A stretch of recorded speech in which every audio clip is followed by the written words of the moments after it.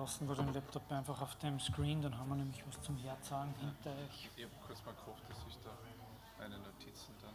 Aber jetzt passt schon. Ja, scheiße. Nein, passt schon. Also wir können den Bildschirm extenden. Nein, das ist ja nicht.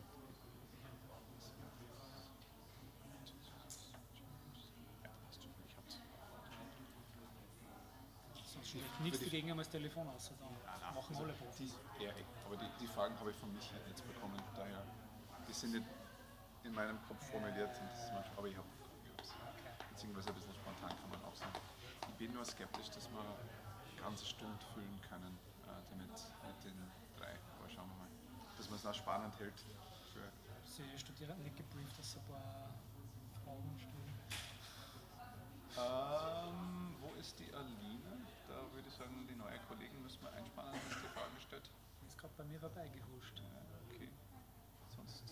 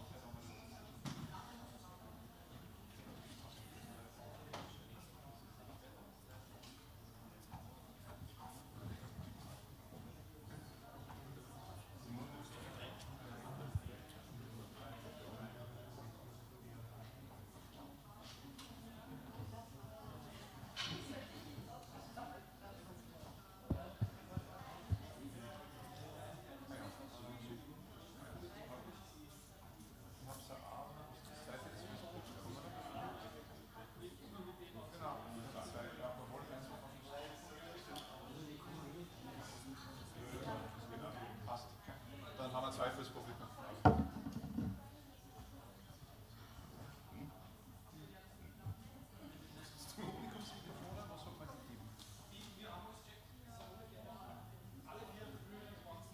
Okay, passt. Na, dann hast du alle bekommen jetzt. You get a car. Passt. Aufdrehen? Oder? Ja.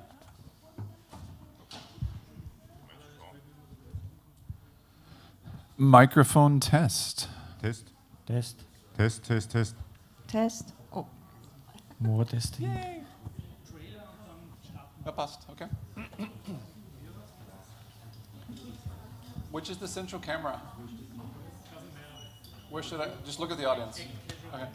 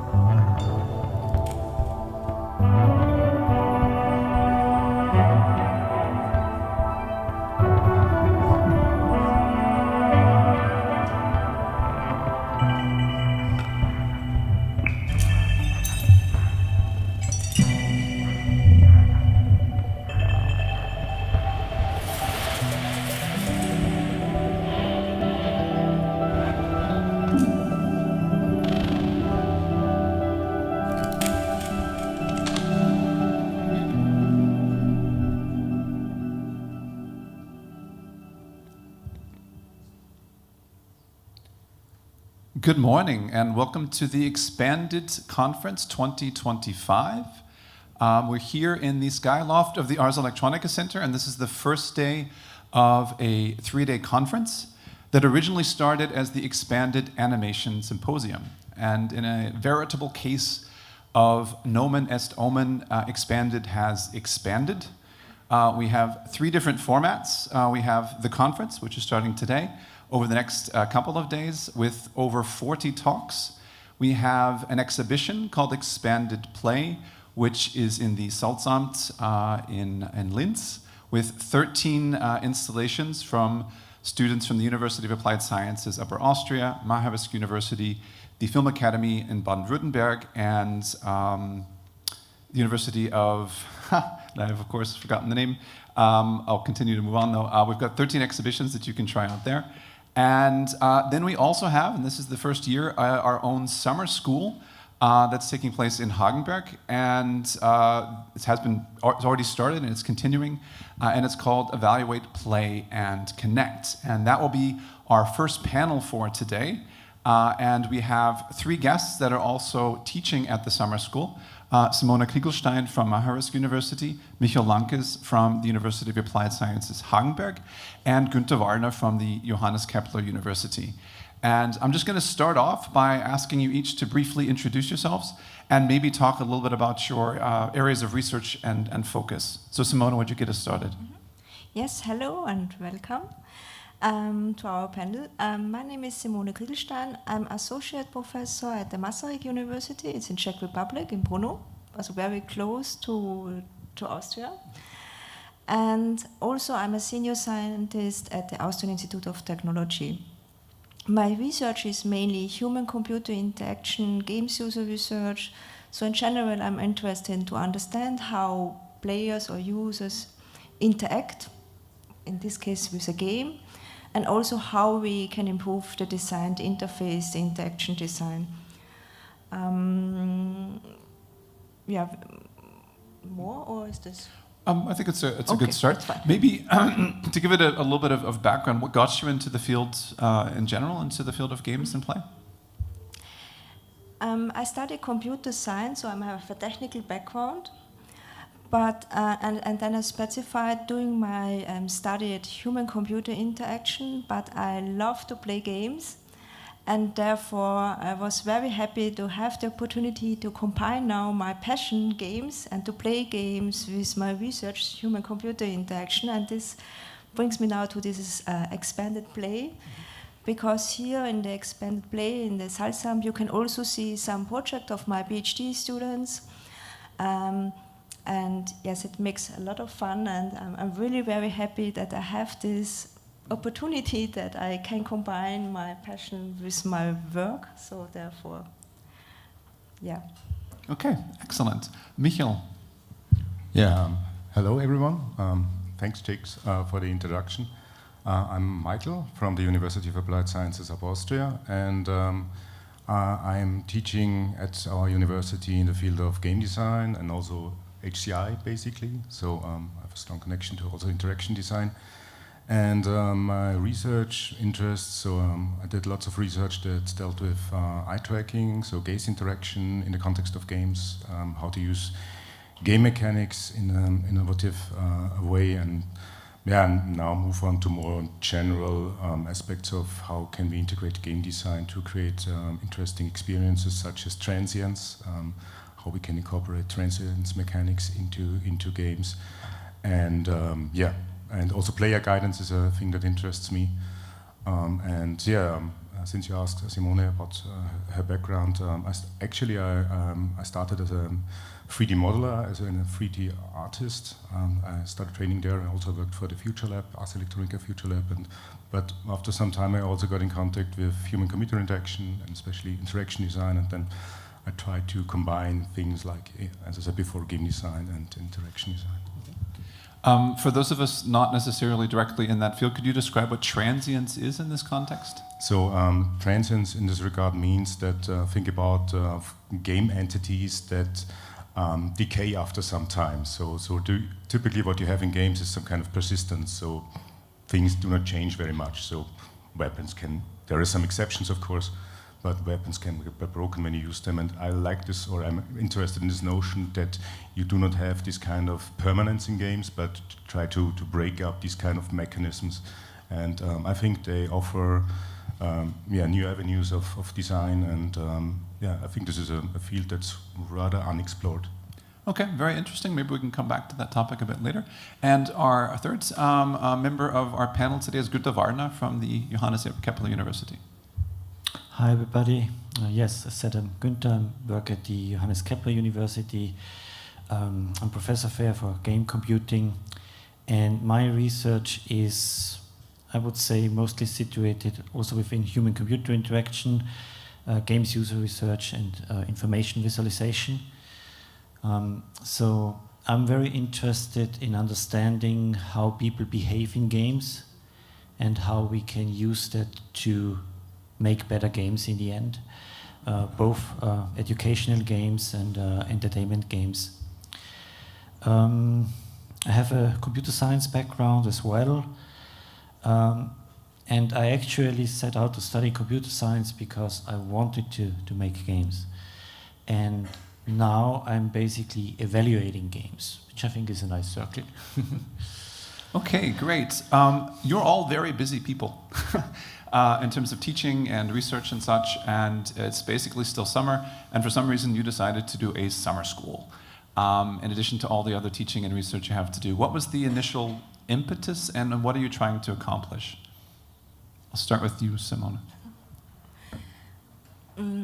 For me, the motivation why I wanted to do a summer school is also to support students and also to be a mentor and also to show them what is possible. What can we do, especially in my case, HCI and games user research. Because when we're thinking on games, we're always thinking about these entertainment games or evaluation of games, but especially when we combine this with HCI, then also new design of interaction possibilities, new interfaces maybe for games can be also interesting.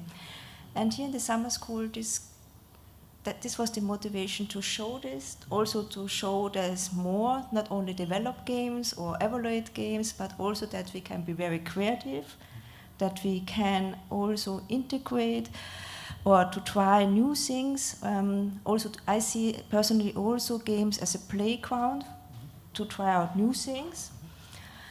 And I love to work with students, and therefore I was really very happy that Michael asked me if I'm interested to organize with him the summer school. And also, I have to say, I'm also here with 6 of my students. And it's also very great to see their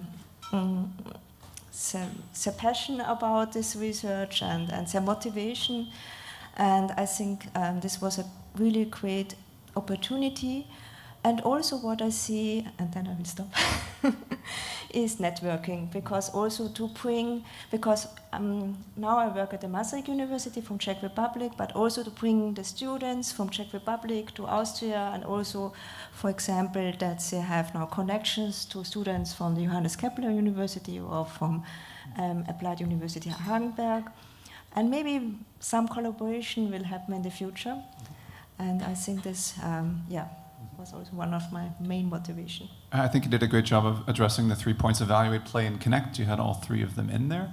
Michael, you decided to do it in Hagenberg, which is, of course, the center of the world. A very lovely village with about 2,000 inhabitants, where our university is also there.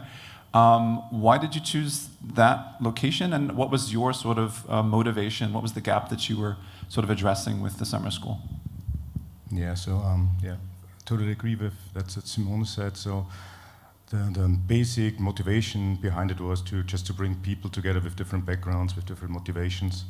And I think that Hagenberg is a very nice place of doing this kind of stuff. So we here also have different study programs with different backgrounds, and I think this is a very rather fertile ground of fostering this kind of dialogue between different people with different backgrounds, and especially the field of games. I think it is a very multidisciplinary field that I think fits perfectly into this.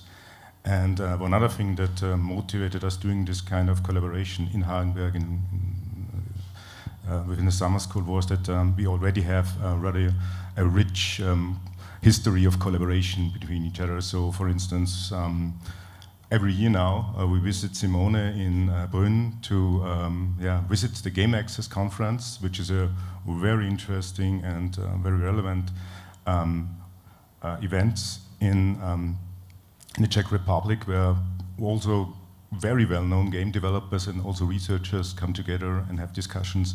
And every year so I visit her with my students, and also other way around. So this was a very good opportunity to foster this kind of exchange that we have, and I think this was some kind of a logic consequence why we're doing this. And as I said before, a summer school is a very nice opportunity to bring these kind of different people together, and we can learn so much from people who have a computer science background, or from level design, game design, and so forth, and also interaction design. Yeah. Thanks. Yeah, and you've done quite a few other events. There's quite a history of like the Play Day and inviting the local Austrian game scene to Hagenberg and such, and doing play testing and evaluating.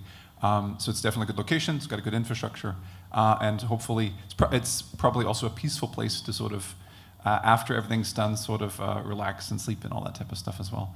Okay, so Günther, what's your interest in the summer school? Why did you get involved, and what's your focus? I'm not sure if I can add too much. I think like most of the important things, or the main things, have already been said. Like it's about educating students, allowing students to connect with each other, and like I think Ars Electronica is a very nice place. So it's a very good opportunity to have this as part of the Ars Electronica fair. Also because like games are very much art and technology. So like it's very interdisciplinary, as like Michael said. I think they covered it all. Okay, great. You hit one of the keywords, so it's the bonus round, so to speak, the word interdisciplinary. And this is true. Games they have the art side to them, they have the technology side to them, they also have social aspects, psychological aspects, so all these different topics to address. And so if we're looking at games in this context, how do we go about that? Like which lens do we use?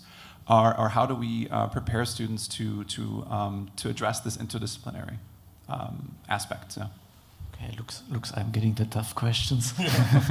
But like, as you said, like very, very many disciplines come together in games, art, psychology, technology, which is challenging in a way, but which I think is also like a very nice thing about games, right? Because you have to approach it from different lenses. So I don't think there is one single lens we should apply to. Of course, like in an ideal world, you would have interdisciplinary collaborations where you have art students, tech students, maybe psychology students work together, which doesn't always work. But I think it's important to give students a glimpse of all the other aspects which go into games which are not in their main field. So like a tech student should know something about art, a 3D artist should know something about the technology, because you need to prepare models in a certain way. So I think you need to convey different lenses actually. Yeah, with the bonus round, I didn't mean you had to do this alone. It's a co-op game, so no worries. We've got some other inputs as well. Michael, how would you address the interdisciplinary aspect of games? And I mean, this is something you have to deal with on a daily basis. Yeah, actually, it's quite challenging just to get some kind of a holistic picture about something. And in some cases, I envy other disciplines because they have these very clear tools that they can use. And in games or in game development, things can become a little bit messy. So you have to use different approaches, different sets. And in some cases it's very hard to lose not oneself. So you have to be rather disciplinary. And the thing that you asked Günther about, okay, which things are relevant for students, and this is a thing, of course, that is often mentioned, but it's, I think, one of the basic, or so to say, requirements that, or one thing that our students have should be communicating with each other. And in order to communicate, you have to know stuff. So this kind of interdisciplinary view is relevant. So when I'm an expert 3D modeler and just can do 3D modeling, in some cases it would be rather hard to talk with programmers about certain challenges. So you have to think out of the box, and communication, I think, is one of the things that we need to teach our students, and also some kind of reflection. What is my role in a development process, and how do I contribute to other departments, to other fields? And even in a co-op game, things get more difficult every round. So I'm going to raise the bar a little bit. Michael talked about, with this approach, you need to teach them about communication. So how do we teach them communication? Yeah, it's a difficult question, but maybe you have an answer. I see I have now the boss level. Okay, how we can teach communication. I have to say, for me personally, I love to work interdisciplinary. Also at the University of Vienna, we had a course where we already offered this for psychology students and for computer science students that they work together in a project. But I know communication is a big thing. Also, when I work in interdisciplinary projects with different domains, it's also communication a big thing, because we would like to do everything together, but we have different terms for the same thing. And as I said, it's really important that we know that we come from different disciplines, and we maybe have different terms, different words, and that we first communicate with each other. And when something is unclear, that we are really very transparent and said, what do you mean? And that we really also understand what is behind this term. And therefore, I think to train this already at the university during the courses to be interdisciplinary. So, for example, not only, especially in my case, computer science courses, that they're only computer science students, but also to bring other students from other disciplines inside helps them already to train the communication and to understand them better, because they will need it also then later when they will finish their study. So I would say it's really, I know it's sometimes not so easy, and it's you need time, but when everybody's open and transparent, I would say this is the main key to work together. Okay, as we know, in games, typically there's a little bit of a challenge and there's a bit of a time to relax, a little bit of an easier question. So we'll start with that. Michael, it's been a while. You guys talked about your backgrounds and what you originally studied and such. Since you started studying as a 3D modeler, it's been a while since then. Yeah, things have changed a bit. And you've been teaching for a while. How has teaching game development changed over, I'm not going to name the number of years, but a certain number of years? And maybe how is it currently changing as well? Yeah. Okay, now I just recalled how many years I'm at our institution, so I'm a little bit depressed now. So I started in 2009, so quite some time ago. And at that time, things were quite different, especially when you think about technology. There were not that many game engines out there. Also, this kind of indie movement was at its infancy, so things started to evolve. It was very interesting. It was very, how should I put it? People were very motivated to create this kind of new experiences, get out of this AAA production process and try new stuff. And so things were. There were not that many YouTube videos out there. There was no ChatGPT that could help you. So when it comes to documentation, and things had to be learned so the hard way. So also for me, as someone who taught this kind of stuff, it was much more challenging to get information or to get the required info. And apart from that, I think the good thing is the whole field matured when it comes to game design. So people started at this kind of students were mainly interested in 2010 or so to create jump and run games and something like that. But when we look at the games that are produced nowadays, things rather exploded. They create different experiences, have a completely different attitude towards game design. And this is a thing that I am, at the beginning I didn't notice, but after some time, after reflecting on it, this was a continuous process. So we just grow with the whole industry, and we have had to adapt. So, yeah, I hope this answers the question a little bit. Okay, games are also about decisions, Günther, so I'm going to give you a choice. Yeah, which question you want to answer. As either you can start with this question, basically, so how has the teaching of game development changed? Or I know that you are focusing on sort of using games as a data source for analysis. If you'd prefer, maybe you can answer, like, how did that get started? And what are sort of the benefits of doing this type of analysis? All right, I might add a little bit to the first. You can do both too. That's fine too. Question, and then, I think nowadays we have much more tools available which simplify game development. Like 20 years ago, you had to do many things manually. You had to code much of the stuff on your own, and then like game engines kicked off, and it's easy now to get access to professional game engines. And they are abstracting a lot of the work, so you can focus on actually creating the game instead of focusing on creating the basic technology on which you base your game. So I think that's like a good thing because it allows people to explore more. With respect to data. It's hard to pinpoint exactly when that started, but I think it's around the late 90s, early 2000s, and this coincides a little bit with the rise of the internet. Because when games were distributed over the internet, it made data collection easier, because you could just collect it over the wire quite easily from large amounts of players, basically. And this resulted in lots of data which could be utilized to make better games. On the other hand, of course, you have to be careful.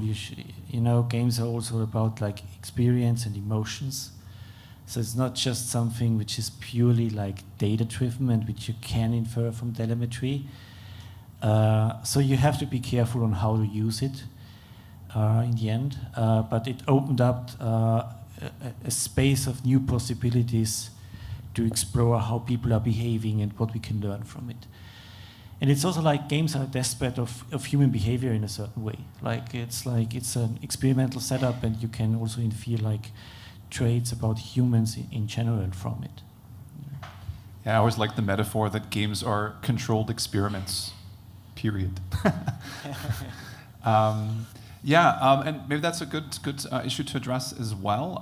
We had the opening of the Expanded Play exhibition last night. Some of your students showed their projects. And what I've often noticed is something like that is very stressful, showing your game in a public setting. But most students afterwards are very happy that they did it. They learned a lot about their game and such. And so you have a limited amount of time. There's a lot of stress and such. But so how do we prepare the students to evaluate their games? What tools can we give them so that they can actually get some type of output that's usable for them to help better their game? Mm-hmm. I speak now for my students. We already have a lot of experience on player testing. And also we were here last year, and we already see how this will happen and so on. And also other students have already experience in other festivals, for example. And we take this opportunity to get feedback from the audience. Because when you do playtesting, you often have only a specific type of participants. And here in the festivals, you have so many different participants with different backgrounds and so on. Of course, it's hard to prepare because we never know what happens. But in general, what we plan is that the question should be very easy, very simple. Not too much, because we know that the audience would like to try the game, and therefore we cannot ask them after that 20 minutes or to do an interview. So therefore we apply our playtesting session, or how we get feedback depending on the type, I would say. Also, what I said, try to collect as much, or to get as much feedback as possible, because this is also very helpful for our further development, but not also have too much pressure. So only when you see this is easy to collect the data, then please do it, but no pressure. So also have fun and relax, and I think that's... Yeah, it was impressive last night because there were like 120 some people there, and it was packed, and they were still able to collect data, and were really quite active, even though it was just, I think, an hour and a half or 2 hours or something like that. So hopefully they got some usable data. Michael, you talked about the sort of beginning of the indie game movement, and that was also sort of the beginning of like community involvement in games as well, because the indie developers would ask communities to get involved in such.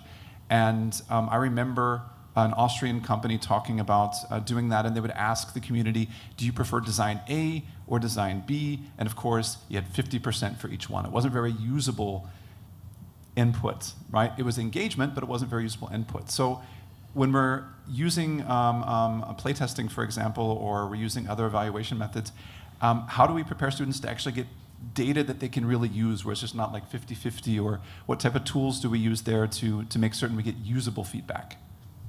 Mm-hmm. Good question. Yeah, this is a thing that we discussed also yesterday at the summer school. So it depends on the things that you want to achieve. So yesterday we had people from the industry and also from academia. So as a student, we can be confronted with both sides, so to say. When you are doing a research project, you have completely different goals. When you want to release something just to entertain people, could be one option also in a research project, but typically games are used to answer certain research questions. And depending on the thing that you want to achieve, you have to choose the method that fits to it. And of course, this is quite an unfortunate situation where we have 50-50 and actually you do not know what to do. There are also some game developers out there who just, okay, they use this kind of input to guide their decisions. So for instance, I recall in an interview of the BioShock developer who said, Kevin Levine was his name, where he said, okay, we do focus groups, for instance, but in the end, I decide what we do. So it's more, it depends on the attitude that you have towards this, towards the evaluation process. But I think, independent from your stance towards it, it helps you to get a better understanding. And then what you do out of it depends on the thing that you want to achieve, and also a little bit on the personality that you have. So how can we, or how can someone cope with certain results that does not fit with the things that someone wants to achieve. Yeah. Okay. Günther, I'm going to give you a choice again. So either you can sort of add to that question, yeah, or again, based on what I know about your research, it's less maybe about collecting data from live participants, but rather large amounts of data that's collected over time, at least some of the time there. Is there a different way with dealing that type of data? Yeah? Or what are some of the considerations we have to have there if we have this massive, like Riot Games, they have their own API, so you can collect that data and analyze that, but it's sort of overwhelming as well. Again, you can choose either one, or you can combine them into one big question if you want. Okay. I will start off with continuing with what Michael has said.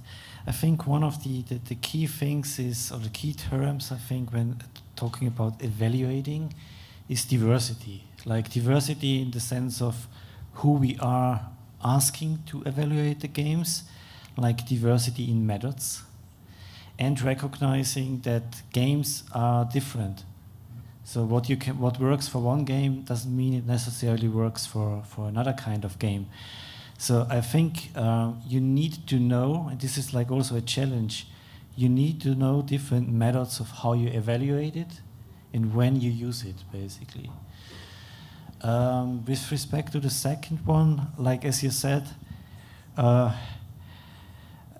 think we have to be careful what we ask for because we can also drown in data. And the thing is like recognizing which data points are of interest, which in itself is challenging again because very often in games you do not know what to look for in the first place. So it's a rather explorative process to understand what's happening. So you end up with collecting lots of data and then you basically need to sift through it. And like if you do that over time, this of course like complicates things again because you have large amounts at different time points. But both is valuable. Like, you know, you see development over time, you see progression, which I think is very important in games, yeah. And also if you make changes to the game, like balancing changes or something. Okay, and I'm gonna add to that. Again, it gets progressively more difficult. I think most of us are familiar with the concept of the survivor bias in data analysis, yeah? Where it's really about the interpretation. I mean, because we have the data, let's say we think we know what the right questions to ask, but how do we interpret what we have there? Can you think of any, either maybe specific examples or just things you have to be sort of conscious of or aware of when you're trying that sort of explorative analysis that you don't result in this sort of survivor bias? Yeah, I think you have to be careful what you interpret into the data because there's always a subjective interpretation happening. I think it helps if you are not the creator of the game because then you don't have a personal attachment to it. And then you can take a step back and can, you know, take it from a more third-person perspective. And I think like you have to be aware that basically the results might not what you expect, and then you have to acknowledge that. Yeah, I think that requires a little bit of training, probably a little bit of self-reflection, but like. If you think about game developers, usually in larger companies, you have a dedicated team who is doing the user research and which then like communicates to the developers. So there is like a sort of distinction between those. Yeah. Okay, Michael, we've talked about the goals of the summer school and we know it's called Evaluate, Play, and Connect, and we've addressed that. What are your like specific hopes or expected results and the outcomes, basically? At the end of the week, we're done, they've learned things, they've had fun, etc. But what do you think the results will be, and what, we can even sort of daydream a little bit, like where is this going to lead to, hopefully? Yeah, so the optimal result would be that people are so excited that we'll continue this next year. So so hopefully we can continue this. And yeah, also one of the results, as I said before, people come together, they know each other better. We continue our collaboration, so we have research projects with each other. So so basically, strengthen the bonds between us. So and also maybe get more knowledge of the things that everyone does. And yeah, if you want to have something tangible, scale up a little bit. As you said before, expands. Yeah. So maybe we can see this also as an opportunity. If this works well, we can put it on the next level. Yeah, do something different, even more possibly focused or so. But this is a thing that we only can say after this week. You mentioned that the industry is involved, at least to some extent. Maybe you could describe that involvement, and is there potential for more involvement from the industry in the future? Yeah, so since it was the first time, we tended to keep it rather small and controllable. But yeah, we had people from the Game Dev Linz, so from the local gaming developer community here, just to get people also involved and see, okay, there are not just students in Hagenberg, in Masaryk, and JKU, doing games here in Upper Austria, but of course there is a community out there who wants to collaborate and has also, what was very interesting for us yesterday, to get some of the expertise or experience that they made over the years and say, okay, when you, for instance, have when you visit a game exhibition, what do you focus when you do a playtest? And so we have these kind of unique scenarios where we have these individual online playtests or these kind of big playtests, and these people have the experience and can tell our students so things that happen outside of the research or education domain. So this is a very important thing, and I think this worked quite well, and this is a thing that I think that we shall continue. Okay, and I'll just ask one last question, a planned question, and basically the same question for you, Simona, is what are your expectations in the rest of the week? Maybe what are some of the remaining activities that you guys are going to be doing so that they're filled in a little bit? And where do you think this might lead? You mean the plan, what you can do now? Of course, first to visit our expanded plan play exhibition in Salzamt, because here you can see a lot of great games, also from Hagenberg and from other university. I think, as personally, also to have this opportunity to network, because we also talk about interdisciplinary. I think Ars Electronica is a really very great opportunity to also to be interdisciplinary, especially for computer science students, also to come in connections with art people, with other domains. And I think also here at the expanded conferences, we have a lot of great programs, with a lot of great presentation. I think here also this would be very great that you visit this. And I think at the end when how we can evaluate this, if this was a success or not, I would say it really based on the experience also from the students.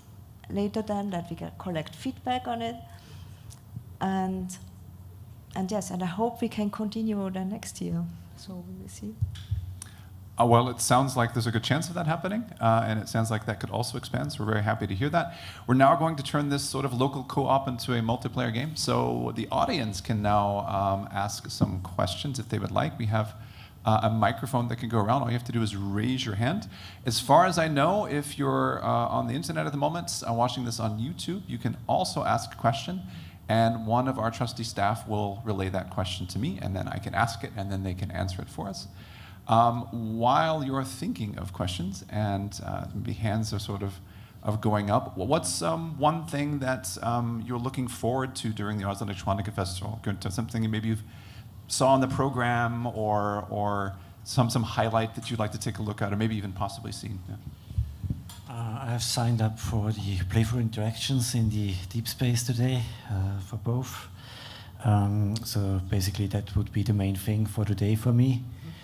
And then, of course, I would try to, get outside my comfort zone and maybe look at stuff which is not so much in my area, because that's sometimes the stuff which you get the most inspiration of, or you get a new perspective on. Yeah, there's always in the Post City in Linz, there's a huge collection of exhibitions from all different things, robotics, plant science, everything. Yeah. There's also a number of very interesting talks during the expanded conference the next couple of days. So we've got a number of different panels. It's an actual ACM conference, and we have art papers, and we have research papers, and so we can also attend those. Michael, do you have a highlight that you're looking forward to? Yeah, I would consider myself as an explorer player type, so I'm quite unstructured when I visit conferences and visit cities. So I run around and I choose the things that catch my eye, and but there are so many interesting things. Also, I'm looking forward to the conference itself, the research talks, and also the artistic perspective. So this would be one of my highlights. Yeah. Okay, and Simona, get your questions ready. Raise your hands. For me, it's also deep space events here at the Ars Electronica Center. I'm already very curious, so I also was involved now in different events already. Also the Post City, I'm already, because last year I see a lot of amazing projects in the Post City, so I'm really very curious what this year will happen, especially also Panic, yes, no, because this fits also very well, I think, in research. And therefore, I think these are my highlights, to go to Post City to see, and also here to have some deep space demonstration. I'm already very... Yeah, while you're raising your hand, I know it's very slow, but slowly going up. We also, there's the playful interaction today. There's also another deep space performance that's game related called Black Tide Protocol on Sunday, which our students worked on. You can try out a mini version. We built a very small version of Deep Space with touchscreens in the Seltsamt at the Expanded Play exhibition, but you can try the full-fledged thing on Sunday at Deep Space. So I saw a hand slowly being raised. I see a microphone, so please go ahead and ask your question. Hi, thank you for this introduction. I have a question concerning the summer school. I'm super interested. What are your okay. What are your key points? How many people were there? What topics did you cover? So could you maybe give some insights into the summer school? Yeah. Okay. Yeah, we had a rather. So it was yesterday was the first day of the summer school, and we had a rather tight time schedule. So we started with impulse talks from us, basically. And after that, we had a game evaluation session. So before that, we had students had the opportunity to present their games, just that everyone is on the right page, so how the game works, the mechanics works. And after that, we had I think it lasted 2 hours or so, a game evaluation session, so where also people can get feedback, and we tried out different stuff. Then I think one important thing that I forgot, we also ate burgers. So it was also one of the highlights. And after that, after the evaluation session, we had an expert panel, as I said before, people from the game development industry, a local game development industry, and us talking about different things when it comes to game evaluation, yes. So I think we started at 9:30 or so, and it took us about, I think it was 6 p.m. Yeah, so lots of different stuff. And I think you also want some numbers, I think. Oh. Yeah. I think it was over 20. I'm not sure, 22, 25? 24. 24. And also we have a lot of international students. Of course, Czech Republic, Austria, but also someone from Germany, from Israel, from UK. So we have, so this was really very international and was really very interesting for us. Yes, we have another question. It's a very far distance to the microphone, but there we go. Yeah, I got it. Regarding the interdisciplinary part you've been talking about, was it only open for like game-related students, like technical and game art and game people whatsoever, or also open for, I don't know, someone who is in business and is considering making a game? So in general, we were rather open when it came to that. So we want to get people from different fields. We also invited, so maybe this would then narrow down the type of participants. We invited people to bring their games with them that we can evaluate, but it was not mandatory. So this was also the reason why we had people who are interested in games in general, but also very specialized people out there. Yeah. Thank you. Okay, yes, we have another question. Move the microphone up. Hello, regarding feedback and feedback sessions, etc. So I originally come from filmmaking and especially animation, and I think I'm quite versatile. So sometimes I really enjoy to create films, and I still do sometimes, totally on my own. So people only see it when it's finalized, and I don't care. Of course, game development is very different. Do you sometimes have the feeling that people are being maybe too much, and especially young people and students, being distracted by too much of good feedback? And is there maybe, as a second question, also the risk, if you have let's assume I have a good idea, and if industry is involved, that ideas are being sort of stolen by, the industry seeing prototypes? Yeah. Okay, so there's two questions, both of them kind of controversial. The first one is basically if I'm an artist and I have my sort of artistic view, sort of why should I be deterred or distracted by the feedback? It's kind of a conservative view in the sense. No, but I think it's a good one. It's a good one to discuss because we talked about the indie game movement, and a lot of them did not have feedback from the very beginning, and they had a workable prototype, and maybe people hated it and they continued anyway, and then it was awesome. So there's that possibility. And then the second part of the question is basically, if I'm exposing something that is not finished yet, am I maybe communicating that to the industry and they may steal my idea? Is that okay? Yeah. Okay, so all I had to do was rephrase the question. You guys have to answer them. So, go. I will take a shot on that one.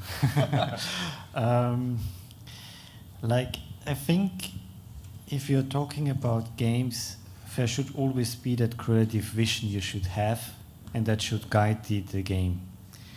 And the feedback you should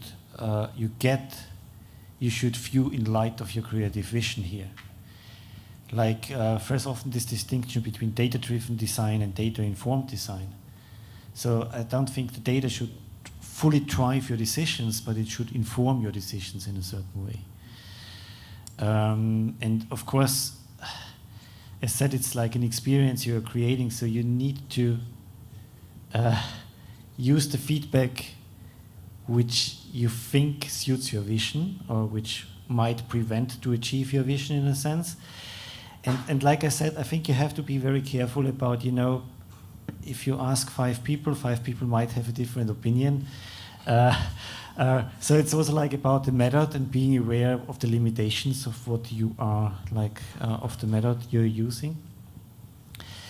With respect to the latter, I'm not from industry, so I cannot speak too much to that. But I'm not too sure if there's too much danger of basically people ripping off your ideas, because usually, a game is in development 2 to 3 years. So at the time you release something, you are probably very much progressed. So you are probably ahead of somebody who might want to take advantage of that. And today, you see those early access games today, so it's like a practice actually that you release the game when it's unfinished, but already in a playable state to basically inform the further development. Not too sure, but maybe that answered a little bit your question. Thank you. Do we have any other takes on the questions? One other thing, so I totally agree with the things that Günther said.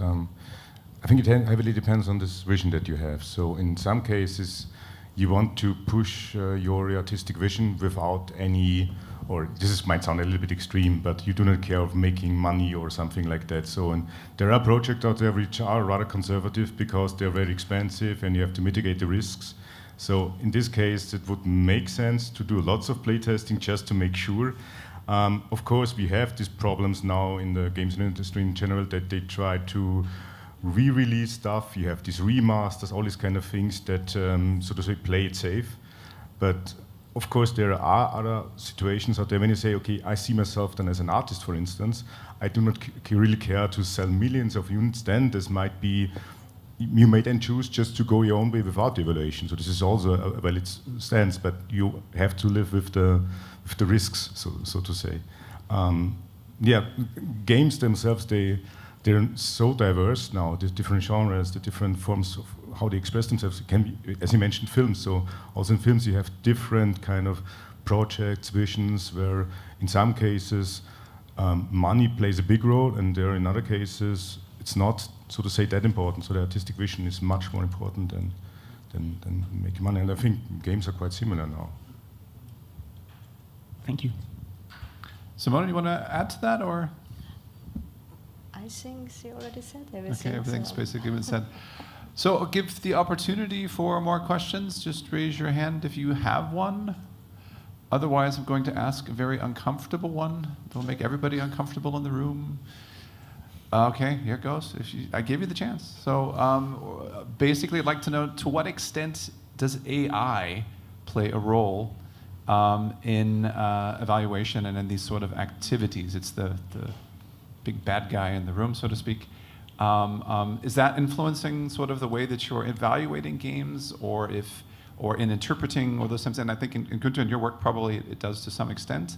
Does it play a role? Is it totally out of field? How do you see sort of AI methodology in your specific fields? Okay, so we have the elephant in the room. I warned you. I warned you. Yeah, so we see adoption of AI for like playtesting. There are like AI bots, which are basically automated bots for testing levels, for instance, or navigation. And I think they have a certain value because, like, if you manually need to test if all the bounding boxes are correct, then it's a very laborious work, and this can be automated and, for instance, done by AI bots. But AI cannot do everything because you have this experiential aspect again. So I think it's not a replacement, but we see it being used heavily, and it can automate some of the laborious work which previously was done manually.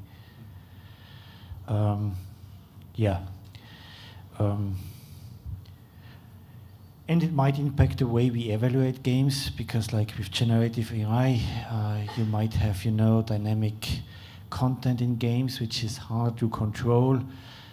So it gets new challenges in the way you need to evaluate those games again. So yeah, it certainly has an impact.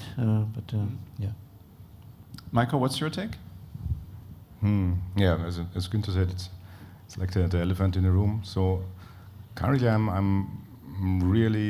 it's really difficult for me to assess the current possibilities of AI, because in many cases it appears as a black box. So you do something with it, and this kind of aspect of controllability is something that, so to say, leaves me quite skeptical. So when you have lots of data and you want to use AI technology to handle the data, or helps you, for instance, also to interpret the data, it can be quite tricky, and especially when you think of research who has this kind of basic requirements to have this kind of validity, controllability, and this kind of stuff. I think that people will evolve, but currently it's rather hard for me to assess. So if it's, at least in our field, or the things that we do daily, it's hard to assess. Okay, Simona?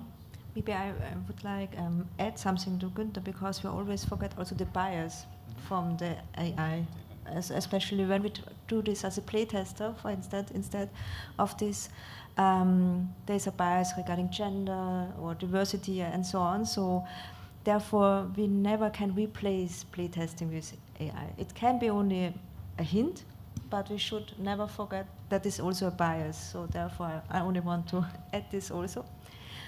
Regarding evaluation, where I think where AI can be also helpful, especially now for research, in order to create, for example, questionnaires, or to get, I would not say this is the only thing, but only that you get an impression, because often you have a white page, and this is then the horrible, or how you can start, and then you can use it, for example, to create some questions, and then you get an inspiration, what you would like to ask. So this can be also a tool which can help you also for your survey design, for example. But I think everything's already said. Yeah, I'm sorry, I had to address the question. I get this asked at every conference, every paper I present, because I don't usually use AI, and it's like, why didn't you use AI? And the answer is always, AI is not a golden hammer, and you don't necessarily need it everywhere, although definitely it can be helpful for some purposes. So we're sort of drawing to a close. We're sort of running out of time. If there's another question from the audience, I could take it. Otherwise, if you're, oh, there's a raised hand. That's always a good sign. One more question before we close. I would have another question. So you said that you're quite some time in this field of games, and also in the industry is expanding, and I'm curious to get a glimpse how you think the view on games changed over time, on the last maybe a decade or two. So is it now coming out of the playrooms? Is it now growing as a medium itself? Anyone want to take a stab at that?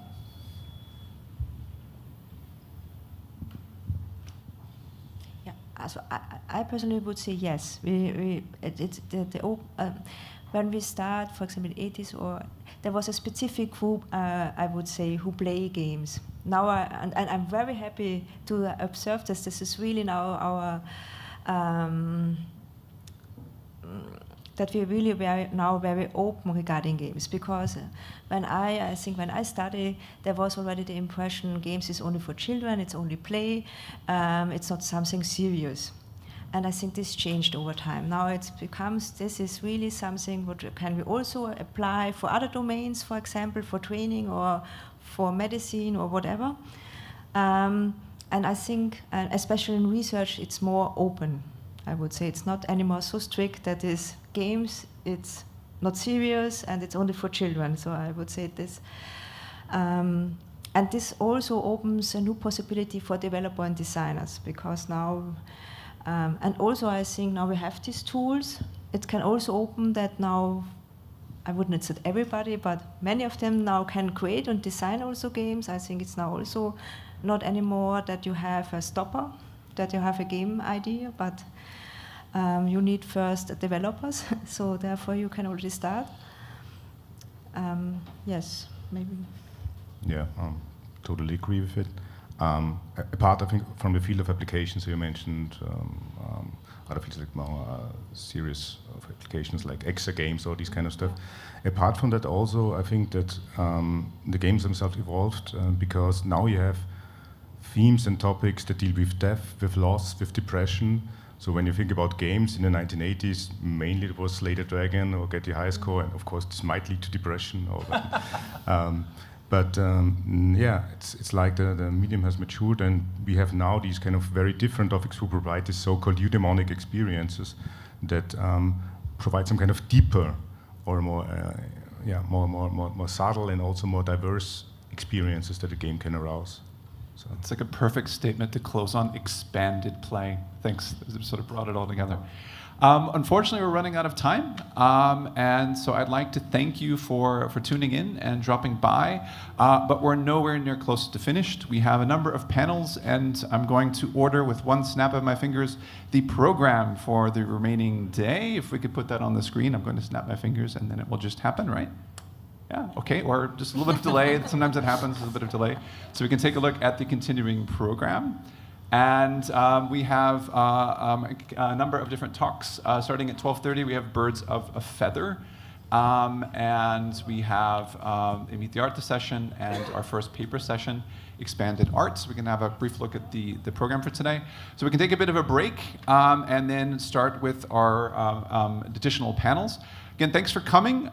Please stick around for this afternoon. And when you have time later on, the Expanded Play exhibition is running until 8 p.m. in the Sultamt, basically every day until Sunday. So hope to see you there. Thanks for your attention. Enjoy the Ars Electronica Festival. Thank you very much. Thank you. Thank you.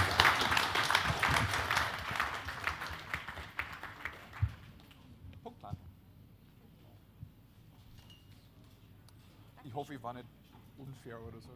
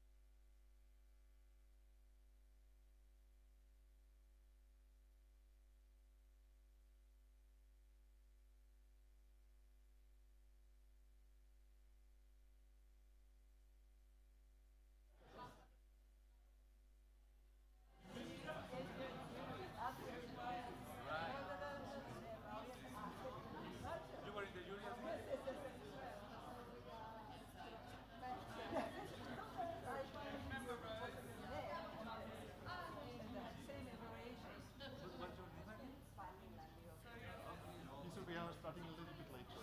So as they have other mistakes.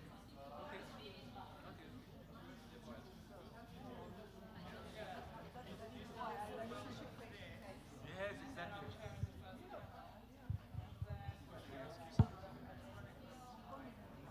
No, I haven't been doing, but because my team has made a mistake, I cannot continue right now and say the same time. I'll tell you later.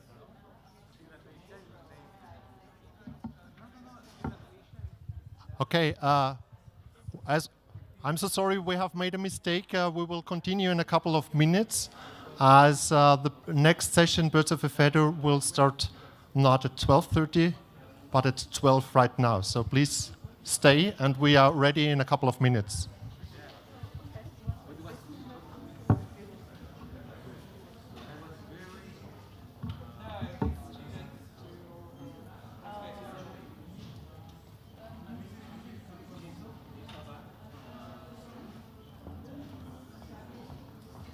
Sorry, don't know.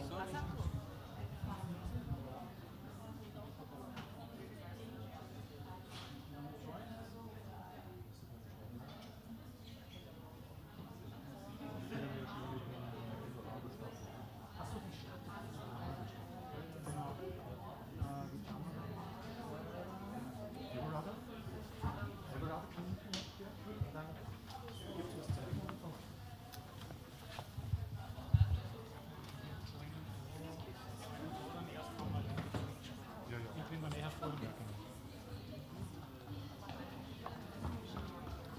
Es kommt ein Bumper ganz kurz, so ein paar Sekunden mit Audio ganz am Anfang, nur dass du Bescheid weißt und das kurz zeitschwer ist. Alles gut. Hands over with 5 seconds. Animation finishes. Okay, ready. Are there enough mics? Is there a second mic?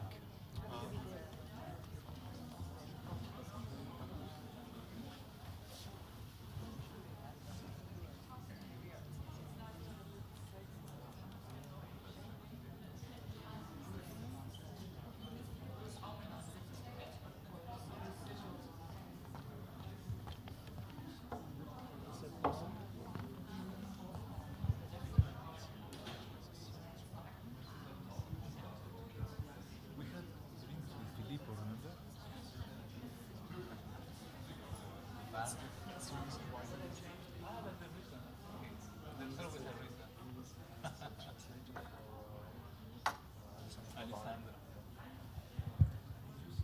Alessandro Ludovico, the Neural magazine. He was here. But there's a lot of people coming. I have to go to the press room. I have time. 1 minute.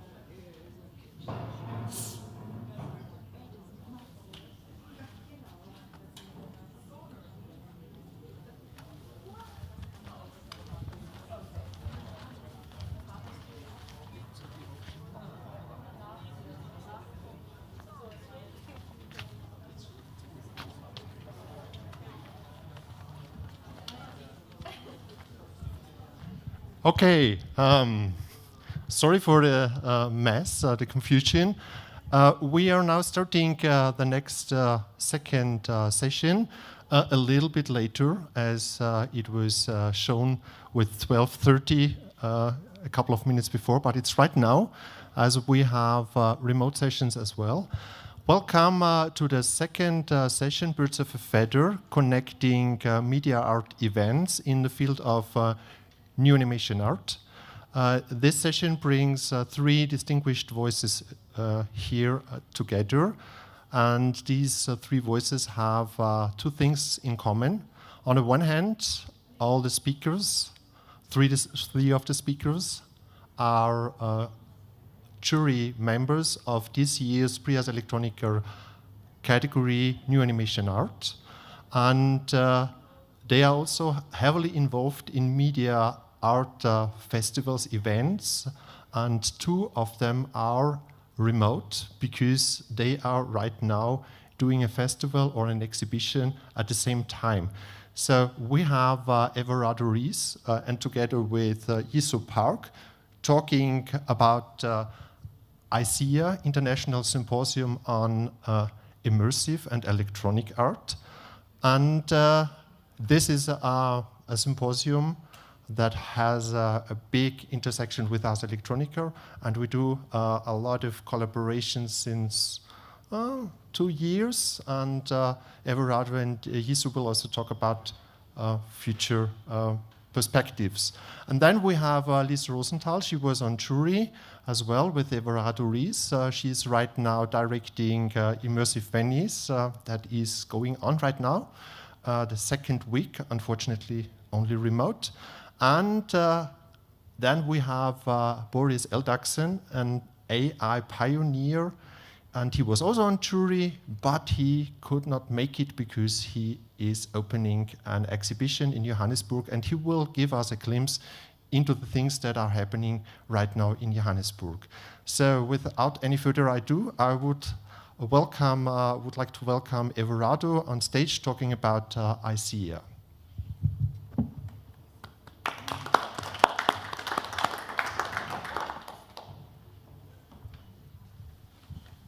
All those. Yeah.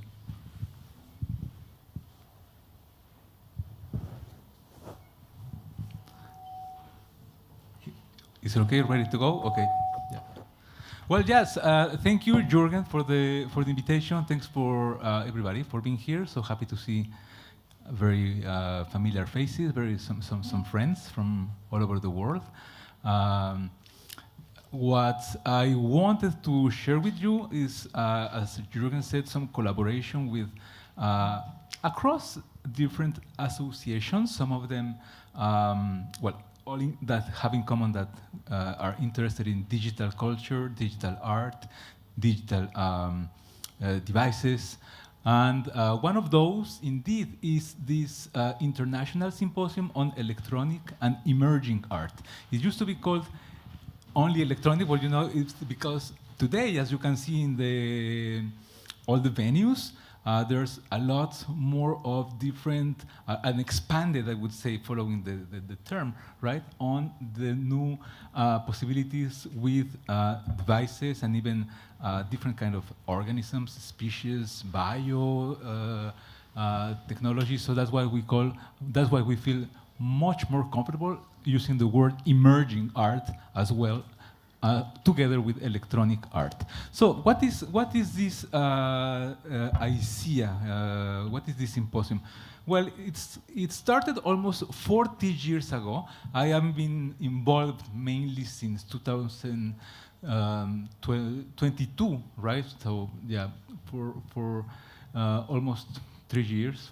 4 years next year, as a part of the board of ICEA. I am the secretary of the board of ICEA. I will tell you more about those details. But the thing is that I think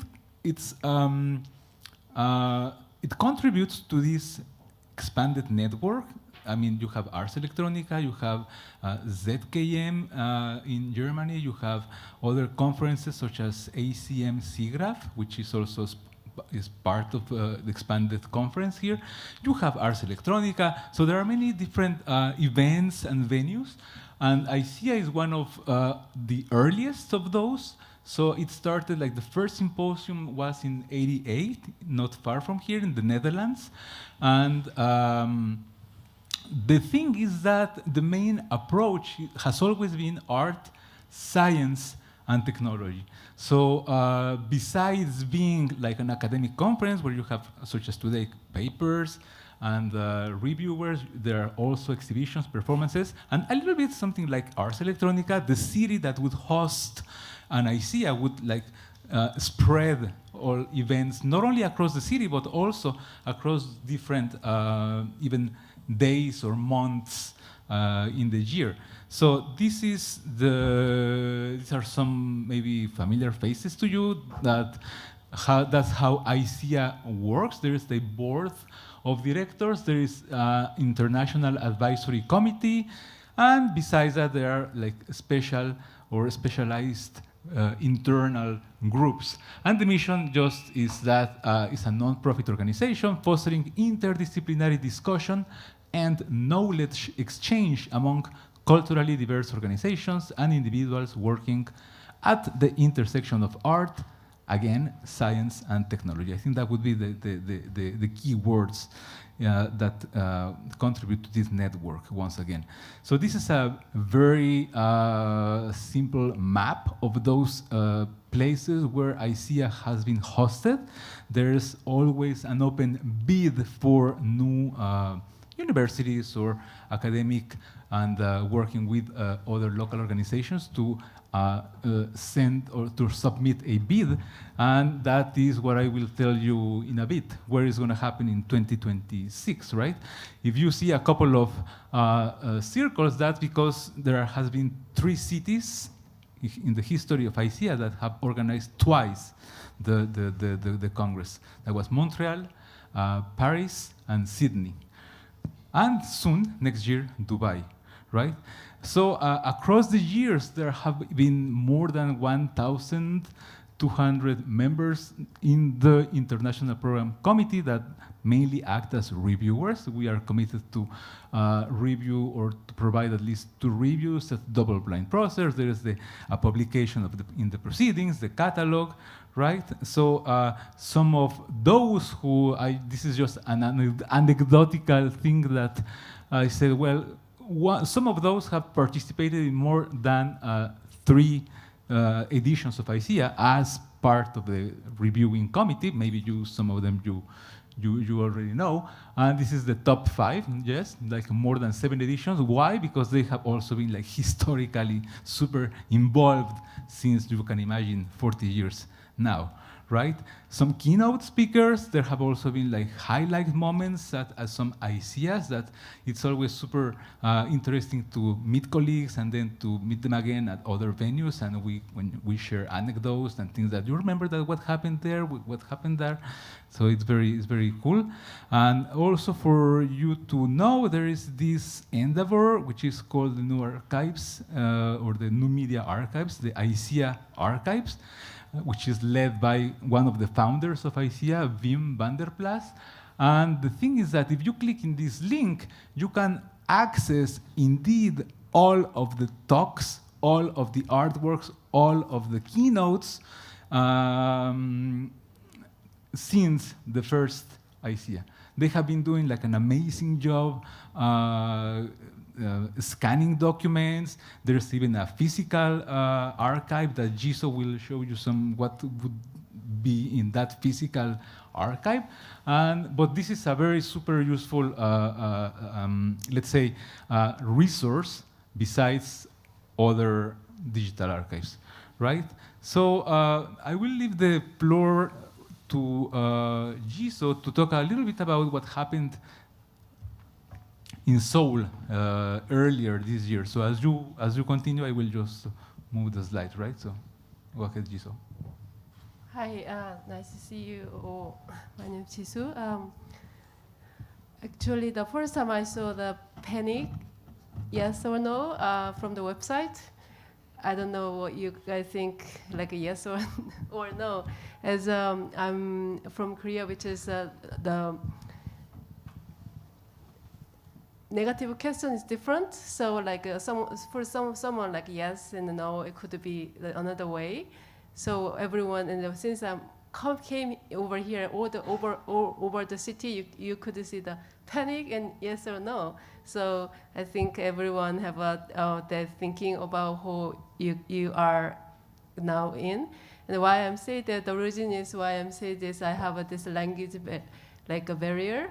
So I'm asking you to excuse, and also like maybe sneaky understanding. So I say this. This is actually more like Everardo know about the things. So like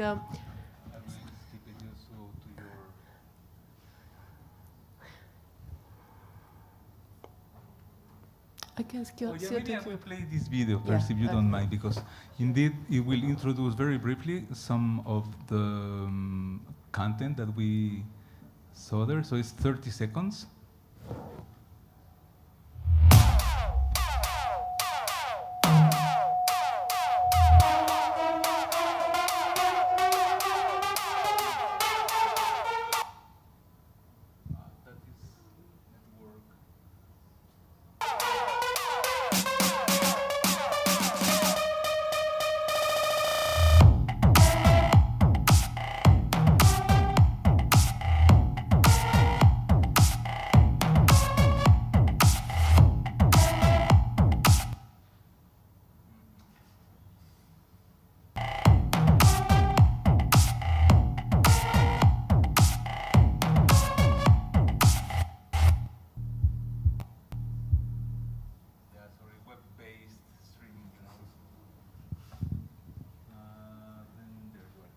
Yeah, you just skip the 2 pages that are all like these board numbers, but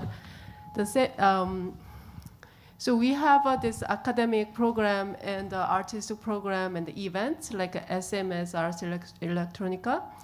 So let's see, Navi Art Center, it's the like artistic program part, and the ICA, it's the academic program part. I just have to have 2 organizations together. Sorry about that. So Navi Art Center was starting in 2000, from 2000, and then now it's kind of a very distinguishable media art lab, especially in Korea. And they did 2019 in IGI Gwangju. You actually didn't mention about the, not in Seoul, but in Gwangju, different city in Korea, which is the city about the Nobel Prize, the writing, the novel, like saying about that city.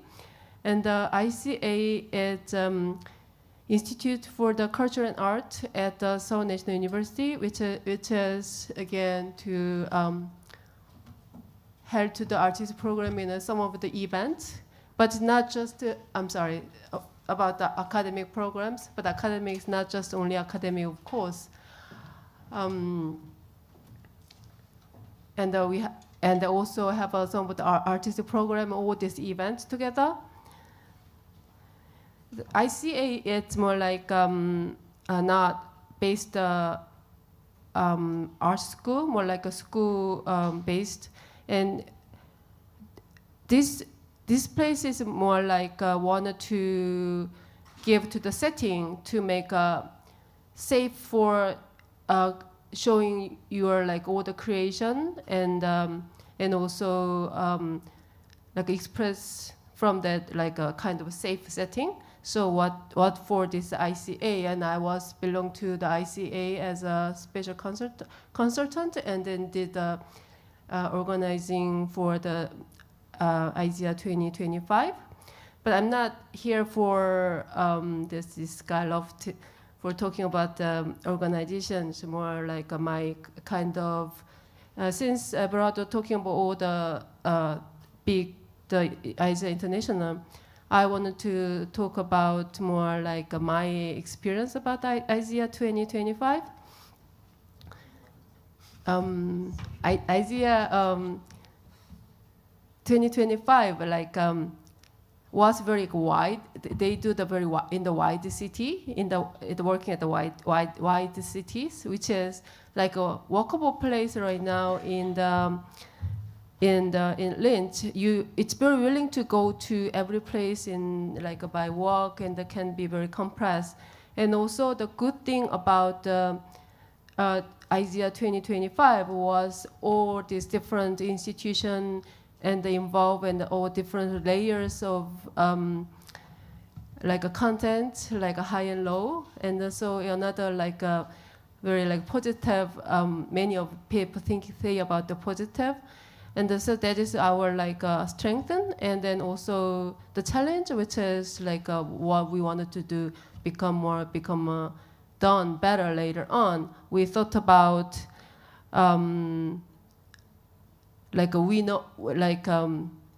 we know each other inside of a people, and of course there is a country issue, and there is like all different organizations together and have the issue. But also we really thinking about our inside of organization have this. We need to figure the things out to more like a strength way. And also we wanted to work with as like Ars Electronica later on. It would be a good opportunity for the institution, and as I become back again about my personal relationship with the IZEA and Ars Electronica, as I was in a college student, like who in the half of this room, I was participating as like a paper session, and also even just audience and many of the other things. Now after I do the organizing committee, it's more like IZEA. It's very like a friend before to me, because what I think like IZEA is more like a role, and you can be friend with after you participate IZEA. But for my thinking, Ars Electronica is more like a sleek and very like everything very like sophisticated and very like major things. But I participated at Ars Electronica just at the pandemic era for the more cyber. So it's the first time me to come to the Ars Electronica, and I wanted to more growing with the Ars Electronica too. And as what he just told about, you know what that logo is like a SIG graph. So it'll be more going to like that. That's why I'm saying this. It's all like something has this specialty, something this character. So it's all things like work together. Yes, thank you, Jisoo. And just to maybe wrap it up and coming to a conclusion of what this is happening, how the event is happening next year. So just a brief note that submissions and panels, I mean, the call is still open for IZEA 2026 in Dubai. Those are the dates. And yeah, again, I hope that many of you here present or following the streaming on YouTube will meet there. And yeah, I think that's our last one. Do you want to say something about this slide? Yeah, something like why I brought this is a very, yeah, very funny thing. It's this all like the good for. I saw people wearing these expanded T-shirts. So it's very funny thing to me. We have the tour, so he's already here. So like people, when I even like do the organizing like him, and people really ask me to holding my sleeve. Where I can get these T-shirts? The T-shirts you could see, and what they can have this. Like I feel like more like this digital art and installation, you cannot really possess it like a sound, but maybe this is only possessed. So people really wanted to have it. That's what I thought. So I wanted to like make some of this banner and the placard at the venue. So wanted to like connect with Korea and 2025 Korea and 2026 in Dubai. It's kind of wanted to do like can say global, local, and more like historical and the different places gathering things, more like a local and eco thing. So that's like our like my own like a project it would be. Yeah, thank you very much, and I think that's it. Hope to see you again. And Filippo was there, by the way, so just a quick glance. Thanks for being here, and thank you, Jürgen, again. Thank you, Everardo and Yisu, for the presentation. And yeah, we have already ideas to strengthen the collaboration between ICEA and Ars Electronica. That's great. As we are a little bit behind the schedule, without any further ado, we will jump to Venice right now. So Liz Rosenthal is the director of Venice Immersive at the Venice Biennale Film Festival that is running right now. And I hope we have Liz on. Hi. Yes, that's great. Liz, welcome. You're here in Linz, and the stage is yours with a short introduction, and then we will show a video. So, stage is yours. Hello everyone. It's great to be able to talk to you from Venice. I unfortunately can't see you, but I am in the room with you virtually. Hello everyone. I've just had the laptop. So it's lovely to see everyone. Hi. So I am the curator of Venice Immersive at the Venice International Film Festival, which is run by the Biennale di Venezia. We are just in the middle of the festival, so I'm 8 days in. I'm still alive, driven by a lot of coffee and cortisol. We had our press preview last week on Tuesday, and we've been running ever since. And it's been super busy, and it's been a great addition. So just to give you a little bit of background about myself, I started working in interactive media over 25 years ago. I come from the independent film business and got very interested in digital mediums early on and how it would change the way that we would tell stories and engage with audiences. And my company, Power to the Pixel, ran many big programs that looked at developing many different types of interactive storytelling projects and also set up markets for financing projects, and got very involved in immersive mediums very early on and ran the first exhibition in London. I did a big event with the London Film Festival for 10 years. So we ran the first virtual reality exhibition that I ran and curated in 2015. And in 2016, I started working with the Venice Film Festival. I was invited to come and start a new summit and marketplace for immersive media. And then me and my colleague Michelle, who is also head of the studies for the college and the Biennale for cinema and immersive, proposed to be the first A-list film festival to create an official selection for immersive mediums. And it was quite a big symbolic gesture, because we're not just a sidebar event in a film festival, we're fully embedded. We're the only A-list film festival in the world who is completely embedded in the whole program. And so we have awards that are exactly the same as the films. We are part of the awards ceremony. So we have 3 lions that are awarded every year by an international jury. And obviously the Biennale di Venezia is a very well-known cultural institution that deals with many different cultural sectors and forms, and has the various biennales of dance, music, theatre, art, architecture, and film. So Venice Immersive really is a blending together of all of these different mediums. So our program is very large, with the largest annual immersive arts exhibition in the world now, with 70 titles in selection. We have a competition section of 30 projects, and then various other sections. So I'm going to actually show you a video of the island in a second, where we are positioned. It's an old plague quarantine island that is based just off the Lido in Venice, where the main film festival area is. And the video is actually shot just on our setup day. We were just starting our press preview. So you're getting a bit of a behind the scenes look at the island. So, Christoph, if you could start playing the video, that would be great.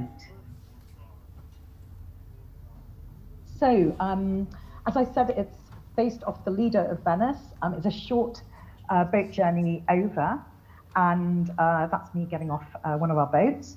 And it's about 5,000 square meters. It was an old play quarantine island, totally derelict. So we bring in everything every year. This is our entrance reception. We have a very large program, and you're going to get a very quick glimpse at a map.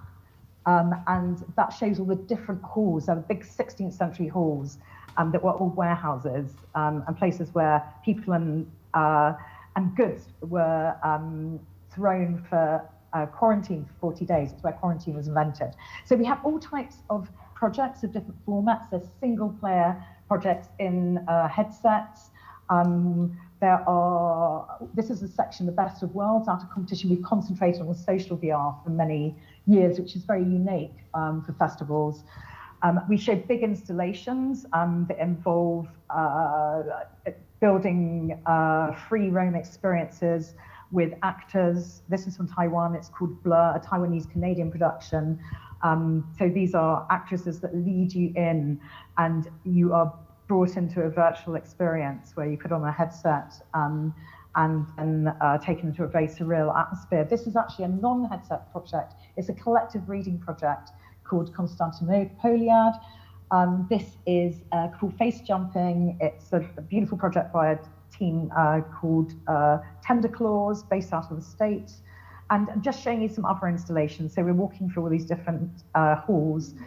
This is an experience that was a co-production between the Royal Shakespeare Company and Ink Studios. And it's the retelling of Macbeth told through Lady Macbeth in modern day Iran, that is all around surveillance and the oppressive regime. And this is a project by a Swiss director called Melody Musset. It's a beautiful example of using AI in a very, very seamless way to interact with character. This is our largest production, which is a choreographed performance by Blanca Lee, who's a famous Spanish choreographer. And it's for 200 people in headsets. So it blends mixed reality with live performance dancers. This is actually them rehearsing. So you can just see the space. We've had to extend this year because we're getting larger and larger installations. And this is one of our gardens. We have 2 gardens where everyone gathers. And we every afternoon we do our directors' Q&As there. So that's the end of my video. Sorry, it was a very quick description of everything, but I hope it gives you an idea of what the island looks like. Yes, so hi, Jürgen. Hello, Liz. Thank you so much for this great insight into the immersive exhibition. As we are running a little bit late, we have maybe time for one question. Is there any question to address to Liz? If not, I have a question to you. Do you already know the dates for the next edition so that we can maybe think about a collaboration for next year? I cannot tell you the dates for Ars Electronica next year because they will be announced end of the week, but will be the same time slot probably. I cannot say either. I'm in the same position as you. Yeah, we okay. Festival, but we always, we're the oldest film festival in the world, and we always run right at the end of August until the beginning of September. And unfortunately, I'm not with you because our dates clash, obviously. But hopefully there will be a time when we don't blend and we will be separated. We always end of August, beginning of September. Submissions open February, around mid-February, and they close generally the second week of May. That's great. Yeah, perfect. Yeah, because we have so many intersections, and I'm very happy that we have a discussion. Had a very intense discussion during the jury session in April. talking about immersive projects. So that was, of course, your experience in the jury session. And we have, of course, a lot of artists that are jumping between Venice and Linz in these 2 weeks. And we also have some people here and projects that we are exhibiting at Ars Electronica and in Venice at the same time. So thank you so much, Liz, and good luck for the last days. And let's continue the discussion next week. And you too. It's lovely to see you. Have a wonderful festival. Big applause to Liz. Thank you. Now we jump from Venice to Johannesburg, still in the same time zone, I guess. Boris Eldaksen is our next presenter. He is an expert in AI, and everybody who is into AI and art knows his pioneering intervention at the beginning when Stable Diffusion and Midjourney came out with his intervention in a very prestigious photo award. He brought his expertise on generative AI in this jury session discussion, and unfortunately, you cannot make it as you are very busy in Johannesburg. And the stage is yours with a short introduction, and then we have a video that we can share. Boris. Thank you, Jürgen. Hello, everybody in Linz. I would really like to be with you because many of my friends are in Linz at Ars Electronica right now. But here I am in the Roger Bellin Center for Photography. Some of you that know photography know that Roger Bellin has a unique style. If you don't know his photography, you might know the video that he did for The Antwoord, I Think You Freaky. So this is the inauguration of the photo center. My background is in photography, video art, and with my video projects, I was on and off part of the new media world. And now it's good to be back. So I would like to show the exhibition that I created here for the kickoff of this new museum in South Africa. And before we start, one thing, Jürgen, I think I can also add some comments on the first silent part because I can see the screen. If you just move the laptop a little bit, then I have enough information, then we don't need to have the first minute silent. Perfect. And also, I would like to give a trigger warning. The presentation that you see right now was impossible 4 weeks ago in Shanghai. It was possible to show it here live in Johannesburg, but I think for those of you who don't like dolphins vomiting eggs or childhood friends living in departments of your head, which is of course sliced open so you can look inside the head, or body mutations, then it would be good to take a coffee break right now and come back in 10 minutes. If that is all fine for you, please stay. And none of the works is promoting violence to others or self-harm. So I think we can get the video going. How many people are actually leaving now? Tell me later. No one. Oh, yes, good audience.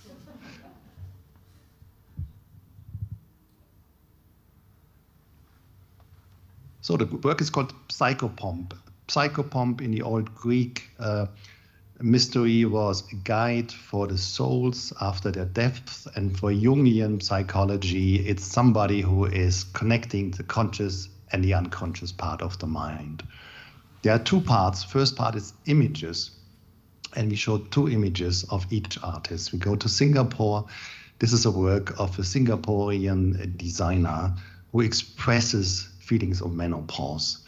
We go to South Africa to somebody with an illustration background that has a psychological South African perspective.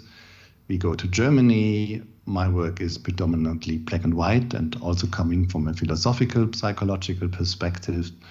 Then we move over to Brazil. Kutgard starts with t-shirts, t-shirt slogans, and creates the images around it. You can actually buy his t-shirts. We move over to Australia. Here we have somebody who is obsessed for 25 years with body horror, And of course, AI is a very wonderful new tool for him. We go to France. Infrarouge has a background in advertising, but he uses this glossiness and he combines it with just the opposite. I just love it. Then we go to Croatia, and here we have models, anatomical models of bodies. We don't even know which kind of bodies and what we are looking at. And this is a very old conceptual art of somebody that knows how to do programming 2020, creating profiles of the traces we leave in the internet. A painter from the Netherlands, you see the painterly background, and a Spanish guy who goes back to toys of the 80s, but turns it upside down and makes fun about it. It's more toys for grown-ups. We go to Italy to somebody who was really poetic in his photographic language and is creating these fake night photographs. And then we come to the video part. The first video is silent as well. It's from a British artist that calls himself Afro-Surrealist, and he is interested in the spiritual traditions of this continent. It's my first time here in Africa, and it's very exciting to be here. And after that video, you have snippets from other artists working with animation, mainly, so I'll be silent.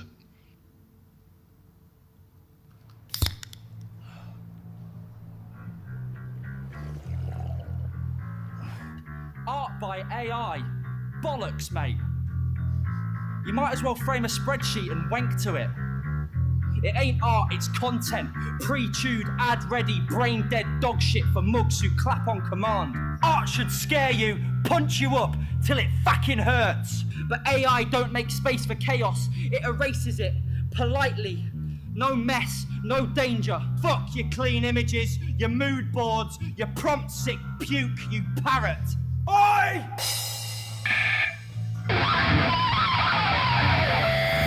It's all flash, no guts, it's censorship in code, policed by bots, judged by cowards and run by sneaker boys who wouldn't know truth if it pissed in their soy latte. AI images look like a Marvel wet dream on autoplay. 0 brain cells in the fucking frame.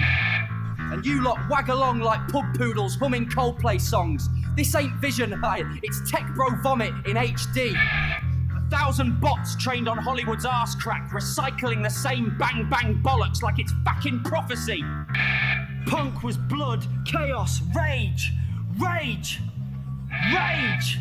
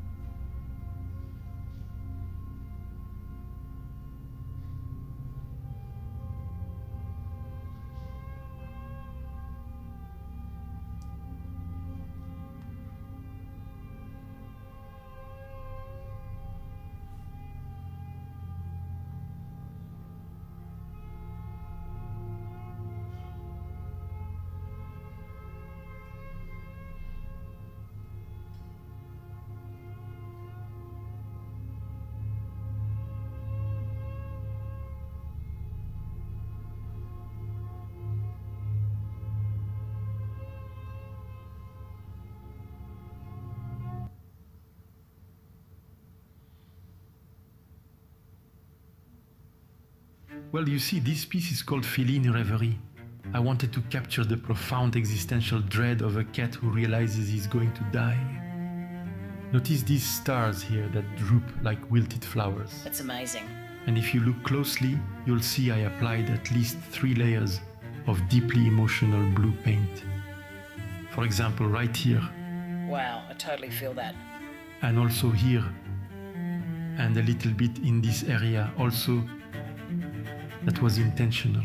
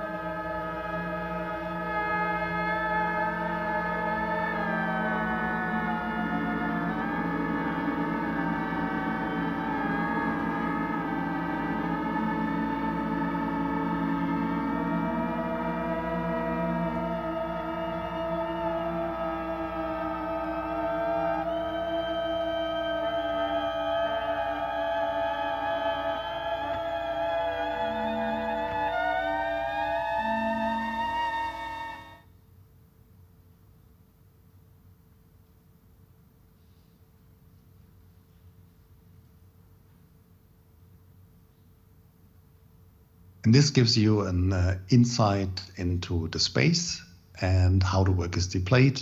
There are 3 monitors showing the reels and the video work, and the other work is framed on the wall. And I hope you survive that and you will have nice dreams tonight. If you have bad dreams, if you wake up in the middle of the night, just scream, "It's time for the turbo," and then everything will be fine again. So how did I find those artists? Many AI artists have different backgrounds. Half of them studied something with visual art, some come from design, some come from coding. What they all unite is one platform that is social media. It's predominantly Instagram. And when I selected those positions, I had no idea who are these people? How old are they? What is the gender? Where are they based from? And it turned out to have a wide range of artists from all continents. And I think the average age is early 40s. And it was always my mantra that in AI, you are working with your experience, because you need to base on a certain experience and skill to come up with prompts that differ, to have ideas that differ, and to evaluate the generative outcome and to improve it. And if I asked them if they would like to be part of the show, it was very easy to get a yes, because I had the Roger Bellin Center behind me. Everybody was knowing Roger Bellin, and everybody is a fanboy or girl, me included. So I think now if you have questions, please take it forward. Is there any question?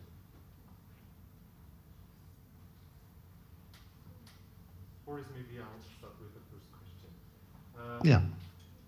We invited you to Viborg to an animation conference last year, and you mentioned that your background is, of course, photography, and you were not an expert in animation, but that's changed. And my question is, can you give an insight into, or can you explore a little bit your journey from photography to moving images, challenges, and also maybe an outlook?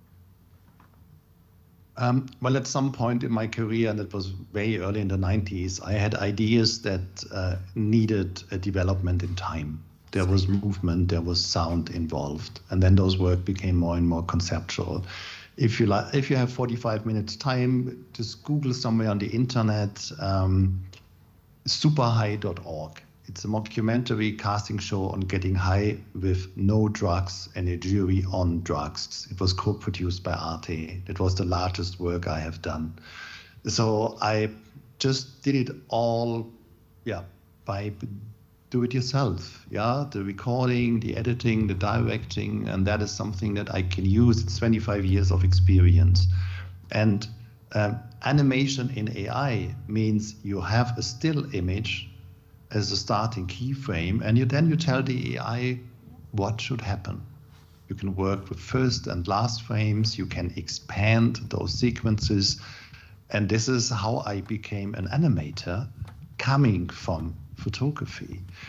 Right now you have tools that are also very good in text prompting, text to video. So the video that you saw with the punks is completely done with text to video. There were no images in the making. Most of the other videos from the colleagues, they are imaged to video.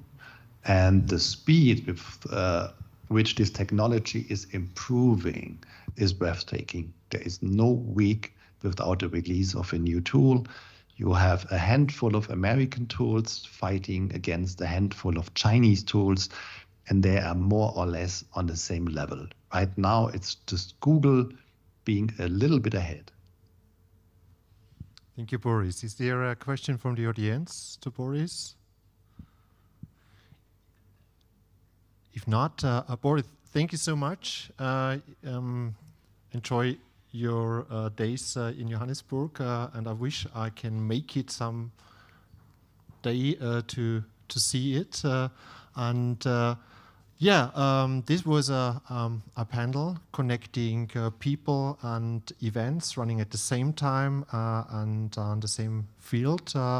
Josso and Everardo are still here. If you have any questions, just come on stage. We will do a short photo session right after this session. And you are cordially invited to jump downstairs. Deep Space special, Alessandro Bavari is starting, I think, in a minute. He got the Golden Nicker in 2010, and he will show a new version that connects to the Golden Nicker piece from 2010. And then we will continue at 2 o'clock with the official opening of the conference Expanded, and we will invite you to join to 2 fantastic sessions until 6 o'clock or a little bit later. So enjoy the day and see you later. Thank you. Thank you, Boris and Liz. Thank you. Goodbye.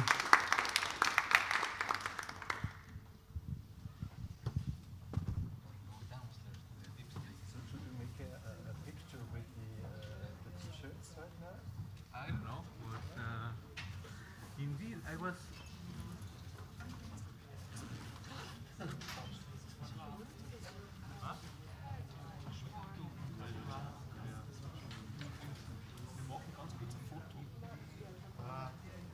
So